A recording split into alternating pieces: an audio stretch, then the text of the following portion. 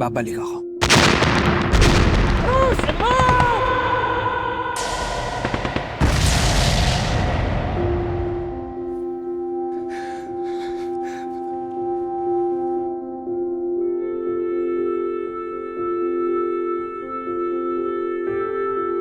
Magpapaalam lang po sana ako. Wala na rin po kasing point na magstay ako dito. Wala na po akong inaantay na bumalik. Sa tingin ko, dito ka na lang muna.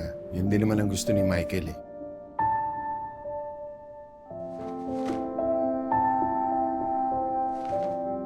Ang cute naman pala talaga ni Michael nung baby pa siya. Nagmana siguro siya sa nanay niya. Pero hindi naman ako ganun kapangit ah.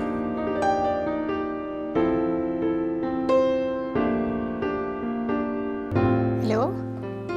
Yes, si Abby po ito. Narinig mo ba ako? Anak. Anak, kung gusto mo lang tumigil sa trabaho, dito ka na lang sa bahay. Tulungan mo na lang ang tatay. Alam mo, mahal sa pinanggalingan ko. May isang babae. Nahuli ng asawa na may kalaguyo. Hindi mo naman siguro gagawin sa akin yun, mahal, no?